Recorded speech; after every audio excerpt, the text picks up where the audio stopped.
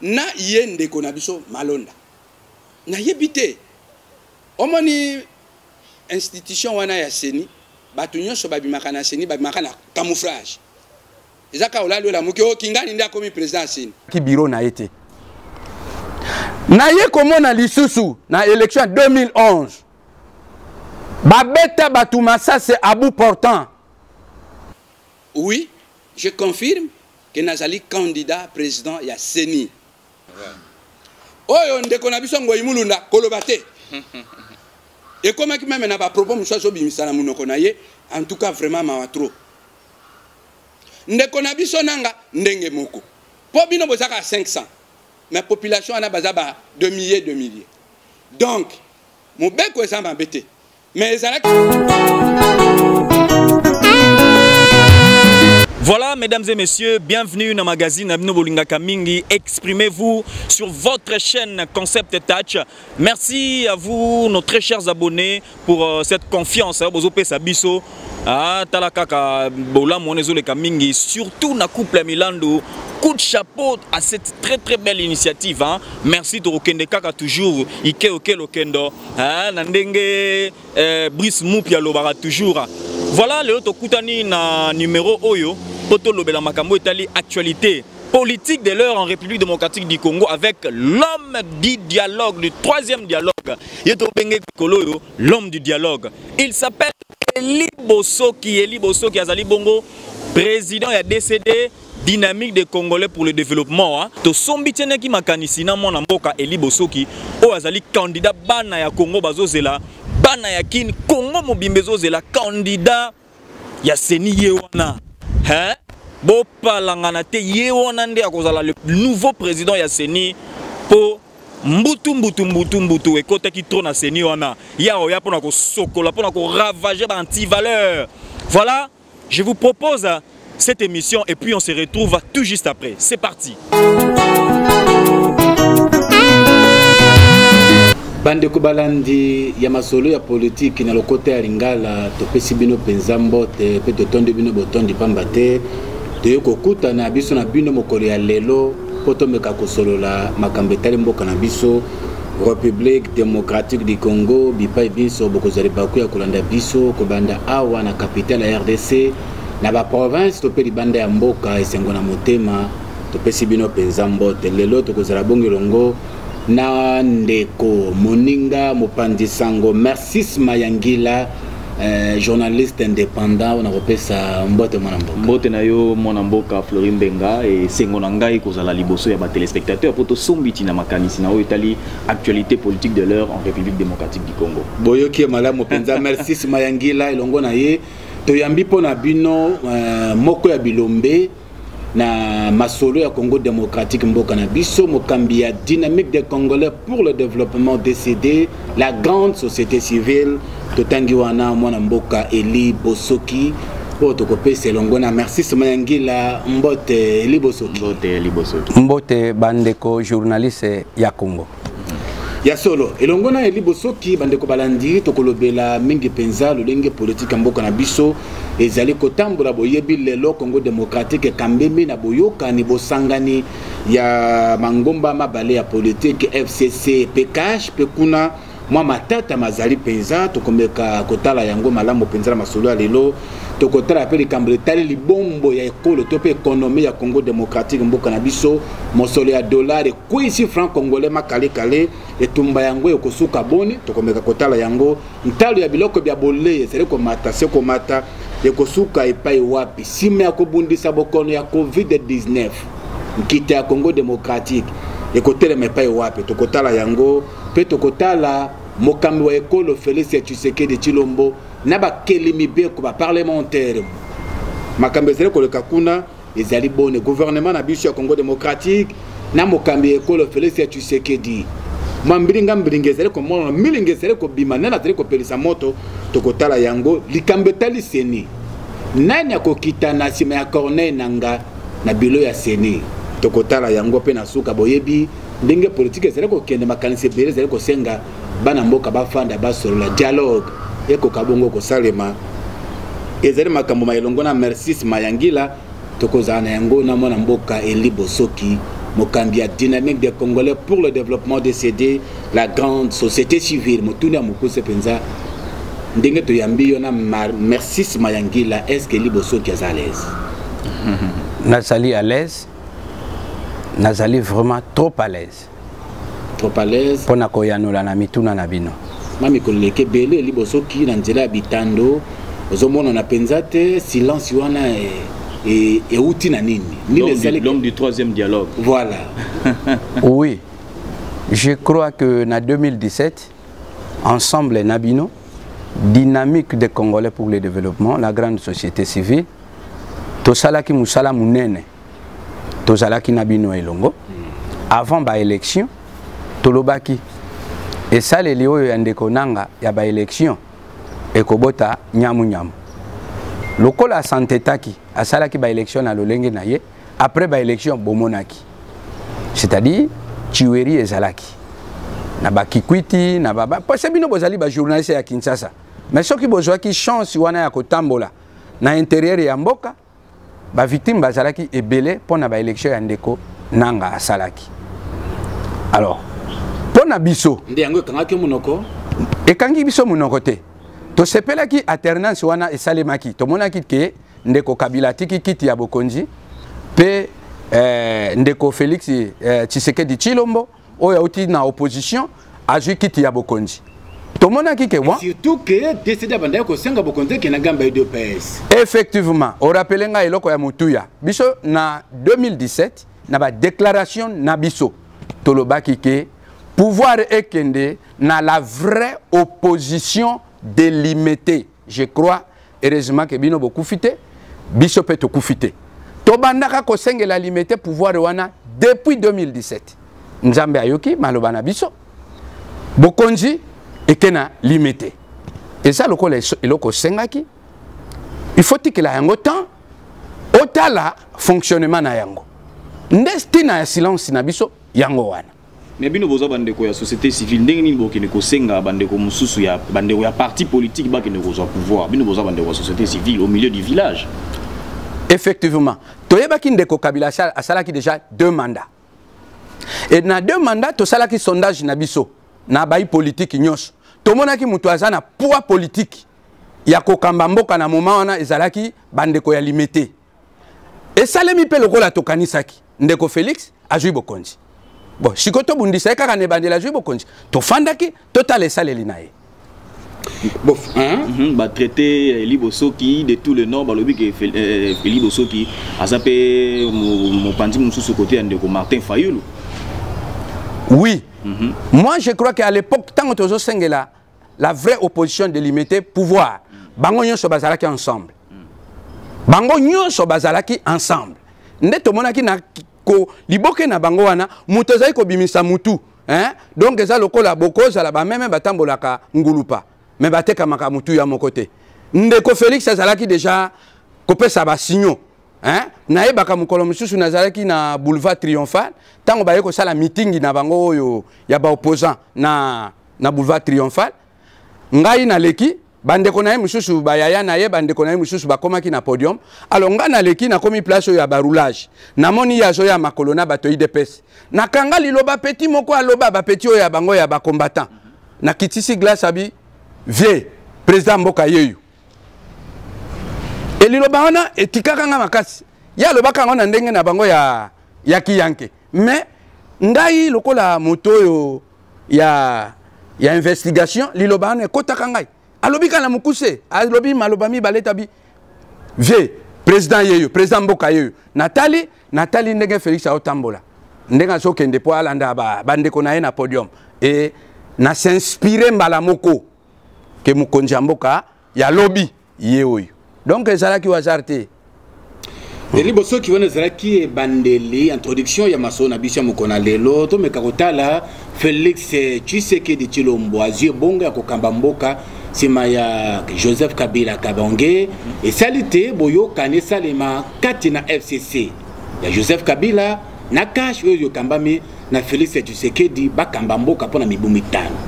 tango ba bandi yango tomoni déjà ko welana ko bendana ezali makasi kati na FCC pe cash na njere ya maloba ya malamu te maloba kofingana maloba ya kotiola yo lokola dynamique des Congolais pour le développement DCD ko benda na kati na FCC Pekash ezele ko lobela openzani oui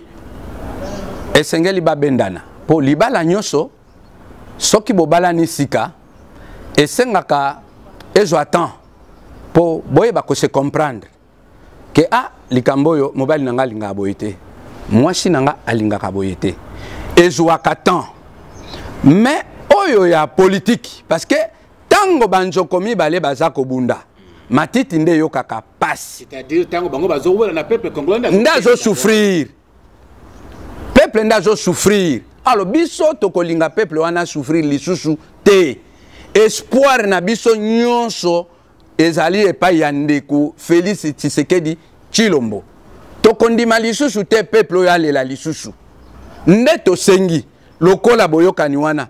oyo alobi mabe oyo afingi mabe bana na ndako bazotuna ma papa celui-là c'est qui tout ça et comme kokende mabe nde tosengi pona ko arrêter hémorragie wana to fanda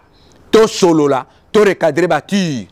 to josko nouveau départ mais ndeko Félix Tshisekedi Tshilombo akozala toujours président kaka ya république to keina dialogue to dégager oyo tozaki nango na mitu na mitema na biso e kopesa nzela ya bien ya botamboli ya Congo kaka dialogue ngoka pona ba intérêt na bino bo partager ba gâteau ils a pona intérêt ya population te to moni yango la ba dialogue ngo salami et tout le coup ezoko aboutir na l'autre côté population zo souffrir kaka toujours dans la misère non problème ezali que toza 90 millions de Congolais lelo soki tosali dialogue pe omoni na ba coalition na bango wana eloko ebomi mboka ezo sala nini coalition wana bazotia ba incompétent mutu muso azana incompétent mais pour na raison ya famille politique batie na esiko ya koyeko sala musala te mais nakanisi ke na dialogue soki to soloni malamu mutu aza compétent bazuye na esika oyo akoki ko sala musala na ye eza mabete mboka eza ya mutu te mboka eza ya ba congolais oyo aza capable ya ko diriger na esika wana mais eza capable ya tsoa esika wana est-ce que faut to kanga mboka kana coalition mais coalition ana so ba incompétent baza ebele même mboka ko marcher ndenge ni elibo soki yo sengi to kende na dialogue pona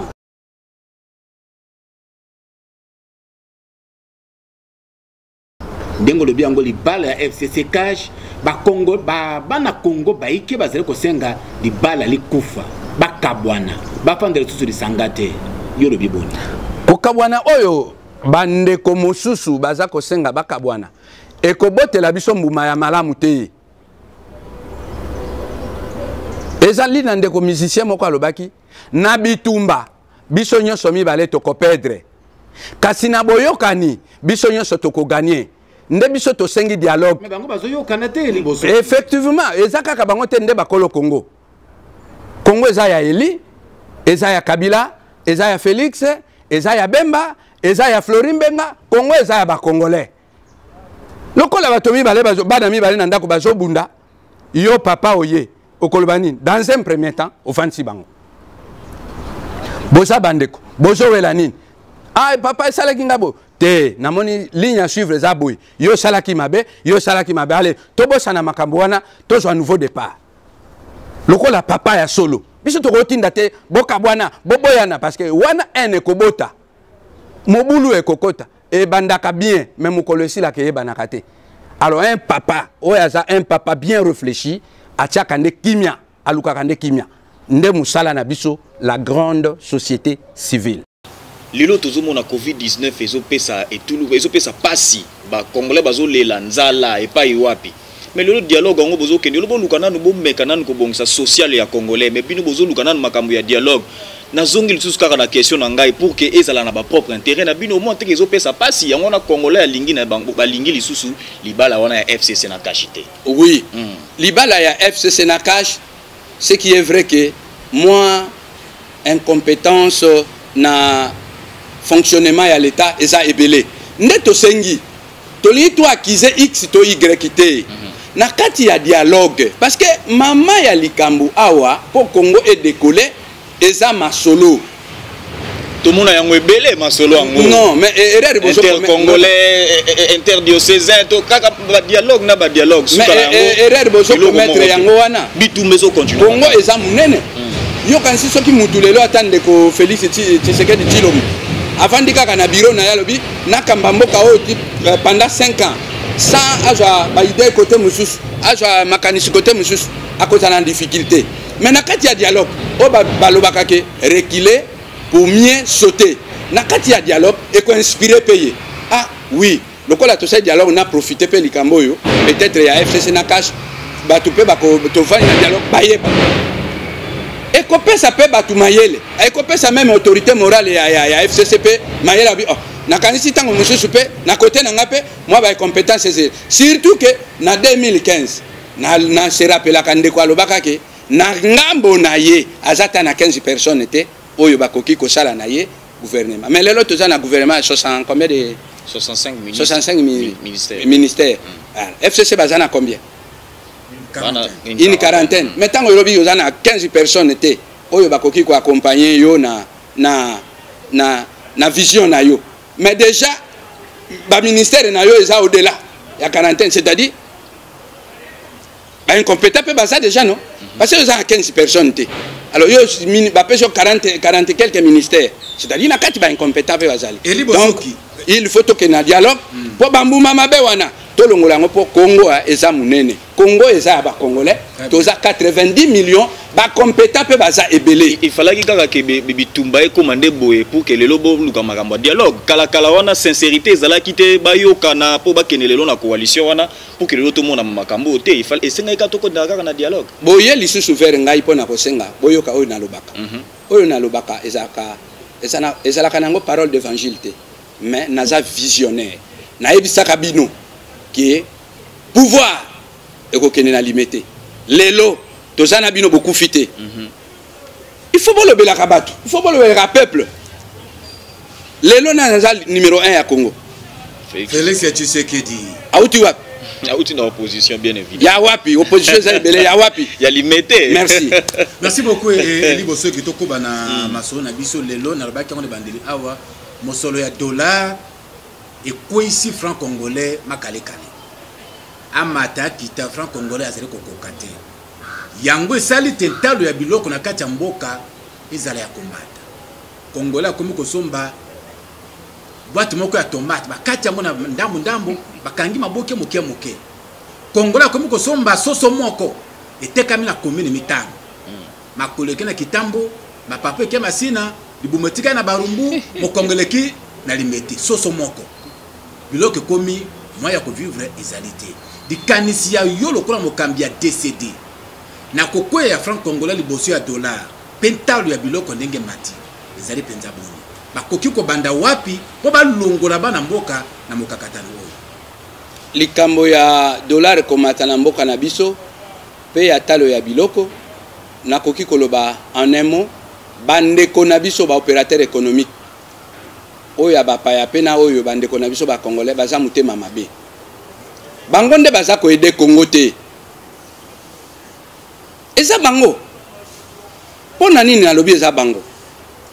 et puis na maloba na ngai soki ko kota na bureau ya chef de l'état balandela batu wana malamu bazali ba serpent à double tête comment se fait-il na mois de janvier au sombaki biloko uti libanda mboka ekotia parce que yeba ke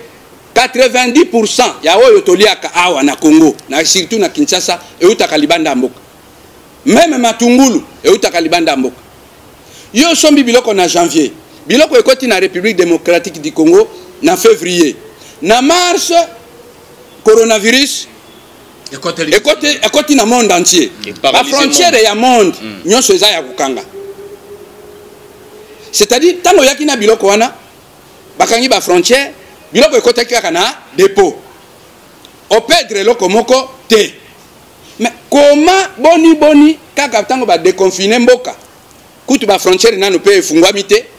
yo kaka biloko sombaki lobi na mutu ya lobi kuna o matisi yango to benga ngoni bonne foi ou mauvaise foi nde na sosongela nde bandeko ba opérateur économique ya mboka na biso eza bango eza na bango dollar abatute eza nango banque centrale te ba opérateur économique baza mutema mabe baza ko rendre ba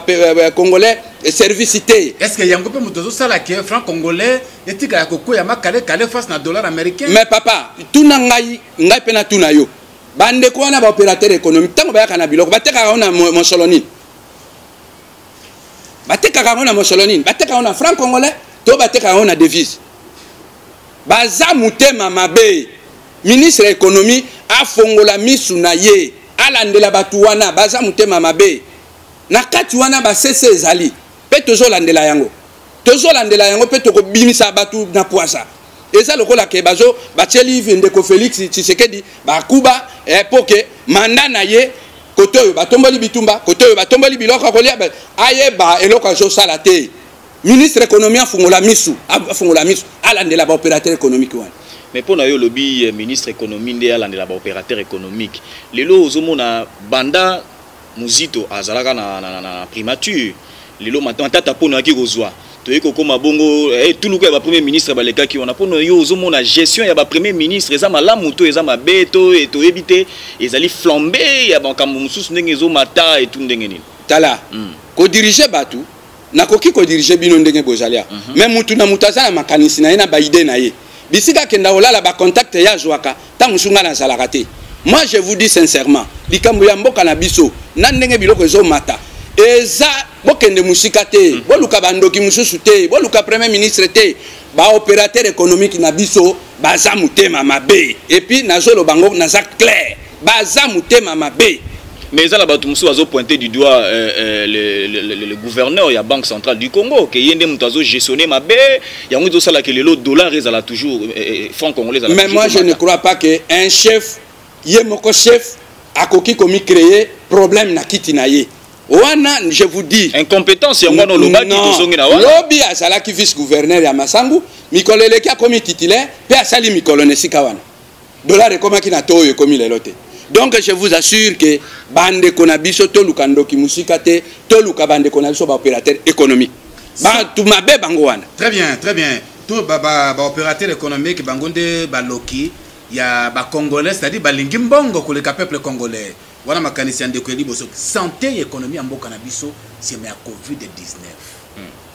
Somona ngombo na liboso. Oui, si ma ya Covid-19 toloba ki yango pe na ba déclaration na biso to sala ki ya to fana na dialogue na zongeli lisusu koloba boyi santé ya économie na biso ezo senga eloko moko tango to ko fanda na dialogue to dégager to pesi ba priorité ya mboka ezalini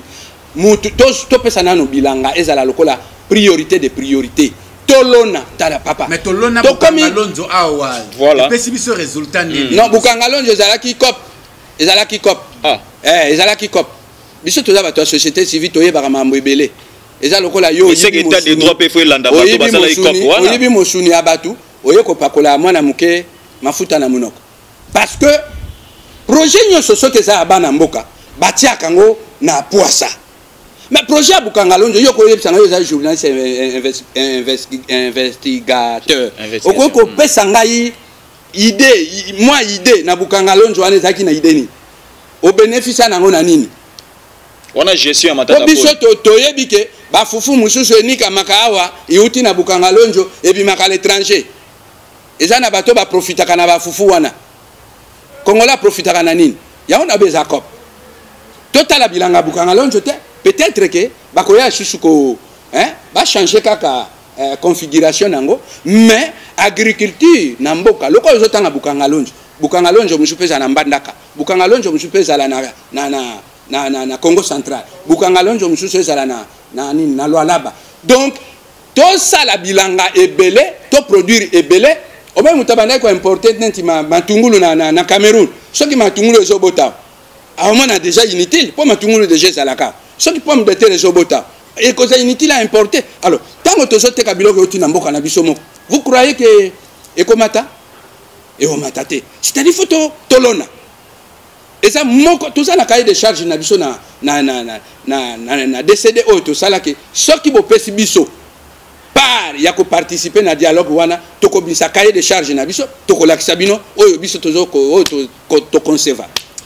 tango azraka mokonzi ya mboka oyo nepo ko ne bengamaki République du Zaïre Maréchal Mobutu banda ya koloba tango nyoso tokata bilanga tolonda bilanga bana ya Zaire tosala bilanga yango pe libosoki asengi na bakonzi ya mboka na biso mosala ya bilanga pona ko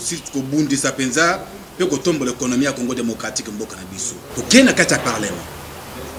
Janine Mabunda na ba parlementaire mususu bandimi Ronsard Malonda pazala mutawe le bonga ya kokamba bilo ya seni na ngambi tata mokonzi ekolo alingi yete kubenda na wana libosoki ekoko mabiso pai wapi ezali kopesa olite ya nini nakanisi nakopesa toliboye na bandeko na biso oyo tovota oyo ba representaka biso na parlement omoni makambo mususu oyo tosalaka soki eza na ba intérêt moko caché mboka oyo eza mboka oyo ya bato basambelaka ba musulman ba kimbangiste catholique protestant orthodoxe na ba groupe de réveil mboka oyo eza na batu oyo basambelaka yango butu pe moi donc soki bozo sala likambo moko eza pona intérêt ya konuire ba congolais ke babandaka kaka kolela babandaka kaka kokufa je crois que nzambe ako permettre lisusu te c'est le moment Congo il faut ezwa ela mususu bandeko na biso ya parlement na bandeko na lobi na yende ko na biso malonda na yebite omoni institution wana ya seni batu nyonso babimaka na seni babimaka na camouflage ezaka olalo la mukeo kingani nda komi président seni pe fani ndenge wa alors cette fois-ci le président a veillé sur ça et cette institution munene yango nde mutezo faire décoller même mboka merci merci c'est Mayangilo yebi qui invité na biso Eli Bosoki Toyoki Tozolanda vous appelez candidat na poste na ya kokambase seni. Oui, je confirme que nazali candidat président ya seni. Ce qui le oyo Eli Bosoki aponami pe andima me pa kambaseni akoma mokitani ya Corneille Nanga. Et ça le nayo kozala ndenge ko kesana na ba prédécesseur na yo. Balobaka boye. Les débits arrangent toute chose. Omoni awa toujours c'est la confession religieuse ba pesa biso bokonzi. Mais mabe salemi na ba élection misato salemi. Soki kaka ba pesi yo bokonzi obosani bato ba pesa ki yo bokonzi. Okomi na bras de fer na bango. Nazoka ba discours ya bandeko na ngai. Et ça malamu bandeko ba expérience ba nango tout ça. Mais une fois kaka ba confession religieuse ba balobi joa bokonzi yango yango. Obosani na yo bango okomi ko sala bras de fer na bango. Malumalu a sala bras de fer na basango.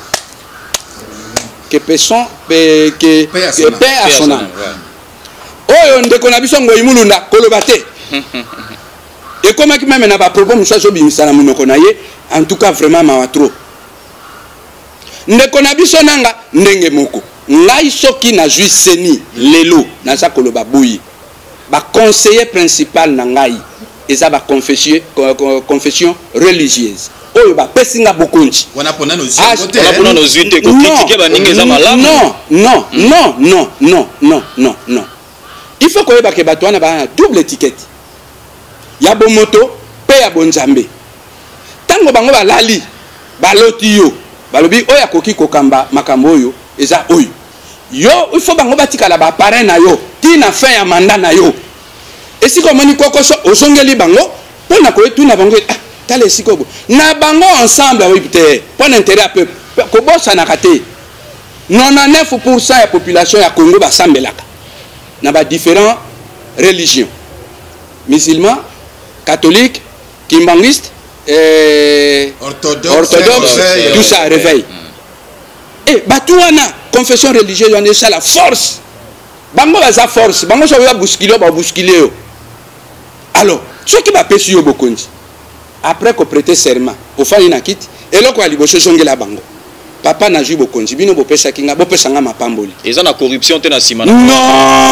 bon siko so que la professeur religieux na ba konta ba ko luka kanyaka so que yango ezali corruption so que yango ezali corruption mais pona nini siko yo boso que no pesa ba mukumba ke ba pona SR ba zo pona ba senga corruption boni tango ba peso bo konji po zongela bango remercier bango ou bien travailler na bango en collaboration et comme que kanya eza kanya parce que mona ki baba papa ezali ingratitude ko banda na malumalu ti na ndeko na biso nanga eza ingratitude yango omoni ingratitude ezalaka toujours condamnable mutu apesi yo bokonzi zongela ye solola na ye azala conseiller na yo aparrainer yo bayebi tina nini bapesa ki yo bokonzi est-ce que ozoyeba ke mokumba ozoluka o mema ya seni oyebi te ke eza epezaka makasi ya mokumba ya seni epezaka kaka soko oza na bakalkili moko ya mabe mais soko oza dans la vérité ekopeze te vérité des fois ezalaka nango pasi mais eza vérité ekokomela bango ndongo bongo po bazaka déjà na bakalkili mosusu alors ngai lokola nakoya na seni nakoya kaka na vérité et puis ba conseiller principal na ngai na mandat ndenge nakobanda ti mukolo nakosilisa bako auditer pe ngai nakozala kaka na ba conseiller religieuse wana voilà. Merci beaucoup bande ko balande soko kuti biso na nzela invité na biso ezali mwana mboka Eli Bosoki azali président national ya dynamique des Congolais pour le développement la grande société civile olobi makambo ya kozana ba conseiller basali ya nzambe ba pesi makoki ya kokoma na bonga kokamba seni na zuma lo bawanda pona ko formuler motuna moko ba parlementaire soki lelo bazali ezali bana mboka nde baponaki bango ba pesi bango makoki ba kota na parlement ba kila mibeko pona bolamu ya bana mboka mais lelo to monde de konabiso beminaku to monde de konabiso sakata ba koti sur proposition de loi na bureau ya assemblée nationale oye boti mbonge na kati ya mboka bato ba kitaki na balabala oye salemaki to monoki yango to yebi makambo nini elekaki soki solo bato oyo peuple atindaka bazraka pona ko sala pose ya population boni bande ba ko kamata mo proposition ya loi oyo etombokisi peuple botiaka population pa wapi soki une fois bokomi aux affaires non wana ezali makambo mibale différence ya makambo mibale otangi wana oyo makambo ya peuple a voté ba député ezelo ko mususu oyo ya seni pe ezelo ko mususu balobaka boye toute autorité vient de Dieu est-ce yo mona kanzambe ngai na yo to mona kanzambe te mais to yebi ba représenter ya nzambe na zolo bana likambo ya seni pofona betela ngo sete malamu ata na mokili boye mwana na yo oyo tangisi asilisi ba classe azui musala abosani yo tata na ye okolela te pa biso bangala babaka okozala o ba mongo babaka okomenga donc lomengi donc okozala na moi mwana na voilà sikoyo batu wana sikoyo tozoluka bapesa biso bokonzi na seni na azui bokonzi na vandi na kiti papa ata kobenga bango mukolo moko te remercier bango Eli Bosoki motulo nange zali beaucoup plus na yo etali proposition de loi ya obemina kuna sakata nazoya nabosani eloko moko te nazakoya tomboli ba nazakoya député ba voter ye po asala mibeko pona bolamu ya peuple epesa peuple kimia etombokisa peuple te na lobi boye soki mibeko oyo yo député ozo sala ezali na ba agenda caché pona nuire population ekoleka te po bino bozaka 500 mais population ana bazaba de milliers donc mobeko ezamba mbete mais ezalaki na intérêt ya nani point d'interrogation. Eli Bosoki a etandeke ezalaka likambo na ngonga merci c'est Mayangila totika na likambo ya position ya DCD na yo etali seni pe etali politique ya mboka na biso Congo démocratique en général na moya lo ndenge proposition et tout et koko za aboni pona mondi batibiso misaka pona mo na sepeli mingi na kobanda na likambo ya seni na kosenga banganga nzambe bopesanga seni na kosala musala kitoko elongo na bandeko nyonso oyo tokosala na musala na seni nga na mona bibembe awa na boulevard du 30 juin na mona bibembe elali 2-3 jours bambwa bakomi kobima pona balia bibembe pona ba élection ya malumalu bizarrement ake ko proclamer ba élection wapi na char de combat oyo ezaki bureau na ye te naye komona lisusu na élection 2011 babeta bato masase à bout portant papa biso toza une église au milieu du village ndenge boloba mais salaka biso pasi oleka bomoni makila ndeko na yo congolais et puis moi ça m'étonne et ça na bandeko misusu oyo bazoloba expérience tout ça oui c'est bien bon ba diplôme wa biso tout oza nango mais Congo eza eloko ya diplôme te Congo eza eloko ya ozala patriote ozala na amour ya Congo oboya ke après ba élection makila ndeko na congolais tanga non élection ça a fait élection payé banaka déjà avant que candidat doit gagner ouais appelé à bengi muninga ah félicitations élection ça te que ba mko ba publier élection ça la loi attention moko na mboka yebisa ngai ko banda 2006 ti 2018 élection nino ba publier pe batu ba sali feti mais élection na ngai na seni oyo candidat oyo akobima oyo toko proclamer le président de la République ba député oyo bakobima na fonctionnement na ngai ya seni akolala ye moko na mbeto abi oui moi j'ai gagné visite ya Abechole na Nemi Mwilanya et pas ya Vital Kamerhe oyo azali condamné à 20 ans na kati ya boloko ya makala non visite wana eza kaka na ndenge yake bana o bazanda kumoko basolola kande bazanda kumoko ndenge nini bana o bafanda kanda kumoko s'il vous plaît tata o yafani na bana na ye na mwasi na ye na bana na ye eloko elekaka mutuya na ndaku wana ambiance abieza ka dialogue mais leloyo tout le monde a derrière dialogue leloyo bino boza ba journaliste tout le monde a d'accord na dialogue au moins le problème est que biso jouaka na hypocrisie biso tolobaka bosolo tout le monde lelo et comme oh non concertation politique oh non c'est le dialogue mais kotala nani ndeko Chole na Nemi Mwilanya kokendo tala Vital Kamerhe na prison ozomona eloko mote bomba misima wana parce que tomonaki pe na première dame ya mokonzi ya kala kendaki pe ko rendre famille ya Vital Kamerhe visite bon olingi batala Kamerhe te lokola ba mais kasi on a tout nité eloko eza sima eza caché derrière non parce que après ko condamnation bakendaki kotala ete makambo ntango bandaki kosamba bakendaki te je vais vous dire une chose toyokanaka malamu toza ba congolais bobotaka ba haine te eloko ezoboma Congo eza haine bakondane mutu papa Kamerhe ava bakondane ye azalaki en bonne relation na bato nyonso wana est-ce que lelo soki ngai nakei kotala Flori Mbenga bakondane yo bon nalute bakondane naye kotala yo est-ce que nakobosana bolamu nyonso tosala na yo non bakoki kokende kotala ye na ba lolenge ke azalaki mutu tozalaki na ye toyebaki ye des fois tobandaki kobengana na ye mais banda jui makambo ngai na onake kuna akendaki na à titre personnel eza te akendaki kokende koloba makambo non oyo bozokanisa biso toyebaka makambo avant bino boyebi yango biso parce que ozali politique biso toyebaka makambo avant bino soki ezalaki na agenda nde toyebi mais akendaki kotala lokola ndeko banda ndeko azwa makambo na soit tant tala été le quoi lelo na 8 ans tikana kendo tala et je pose problème ata Nemi aza congolais Kamerhe aza congolais mabeza wapi il faut pas que bozwa kama na ba sans bino bolingi c'est pas gentil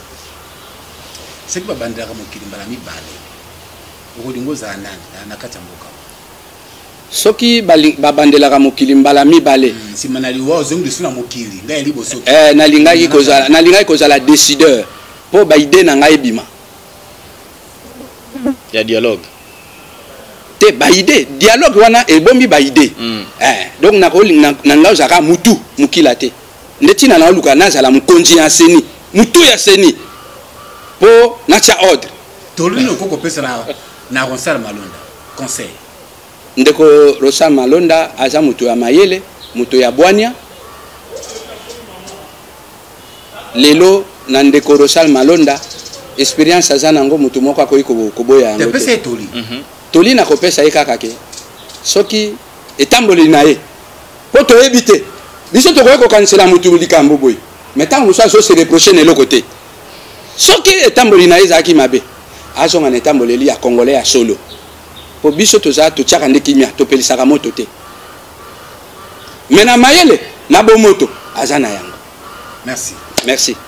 Merci beaucoup Eli Bosoki. Matondi na bana ya Kisasa, matondi na bana ya Congo, matondi na diaspora congolaise, matondi na bino banso bozakili baku ya kolanda biso mokolo ya lelo biso banani. Merci Mayangila Florimbenga tuyambaki pona bino mwana mboka Eli Bosoki mokambi ya dynamique de Congolais pour le développement, la grande société civile botondi mingi na ndenga bongisa kibi yana mituna miso to bongisa kipona Eli Bosoki totondi botondi. Merci ndeko Florimbenga. Botondi pe na bandeko basunga kibiso na nzela ya caméra pona kokwa bilili botondi pe na ba membre ya DCD Denis Lopata bazaki na secrétaire général balandi biso penza en live totondi bango botondi émission ekomi na suka kasi Ronsar Malonda soki ngai na kopesa yo toli bakolo baloba suka ya toli nyonso tika toli esuki sa batoli nyonso na mokili ezalaka kaka tika émission ekomi na suka d'être content de balancer.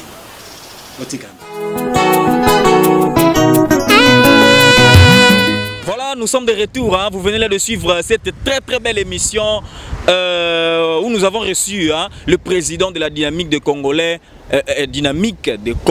pour le développement. Ouazali Bongo, candidat président Eli Bosoki. Voilà, Yabouka Kalokoutate. Depuis des années,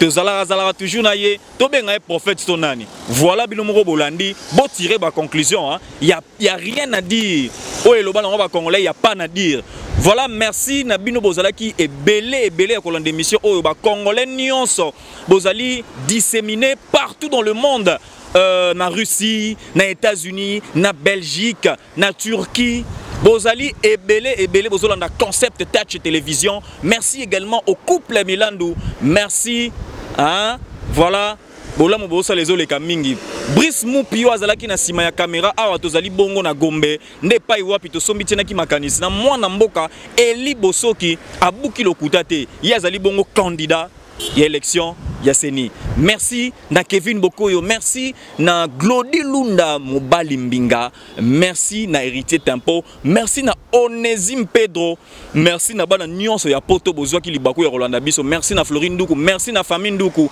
pour l'attention soutenue sur votre chaîne Concept Touch. Et on se retrouve à la prochaine pour un autre numéro. Bye bye.